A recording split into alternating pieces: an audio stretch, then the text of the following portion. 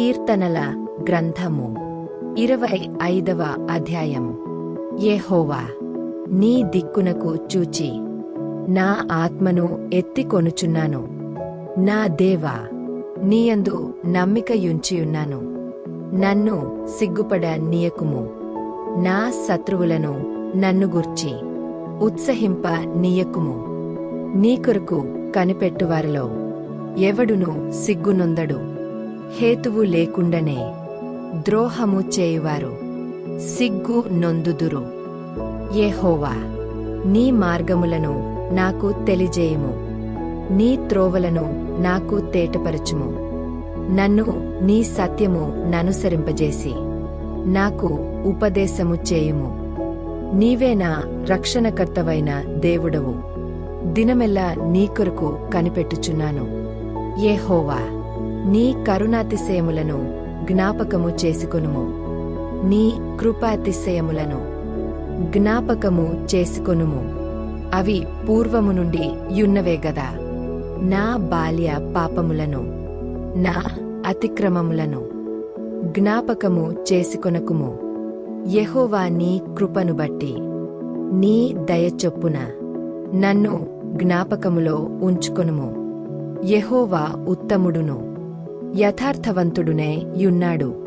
కావున తన మార్గమును గూర్చి ఆయన పాపులకు ఉపదేశించును.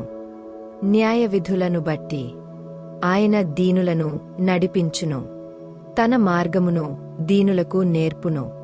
ఆయన చేసిన నిబంధనను, ఆయన నియమించిన శాసనములను గైకొనువారి విషయములో యెహోవా త్రోవలన్నీయు కృప సత్యమయములైయున్నవి.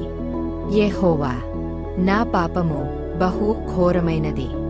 నీ నామమును బట్టి దానిని క్షమింపుము. యెహోవాయందు భయభక్తులు గల వాడెవడో వాడు కోరుకొనవలసిన మార్గమును ఆయన వానికి బోధించును. అతని ప్రాణము నెమ్మదిగా ఉండును. అతని సంతానము భూమిని స్వతంత్రించుకొనును. యెహోవా మర్మము ఆయనయందు భయభక్తులు గల వారికి తెలిసియున్నది. ఆయన తన నిబంధనను వారికి తెలియజేయును.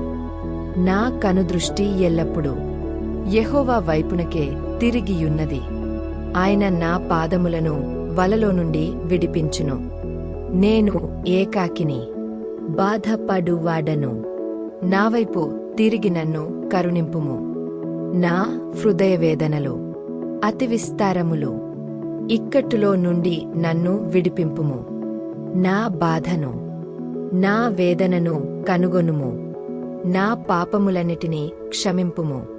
నా శత్రువులను చూడుము. వారు అనేకులు. క్రూరద్వేషముతో వారు నన్ను ద్వేషించుచున్నారు. నేను నీ శరణుజొచ్చియున్నాను. నన్ను సిగ్గుపడ నీయకుము.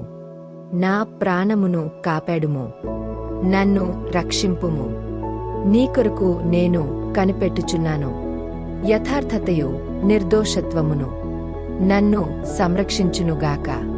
దేవా, వారి బాధలన్నిటిలో నుండి ఇశ్రాయేలీయులను విమోచింపుము.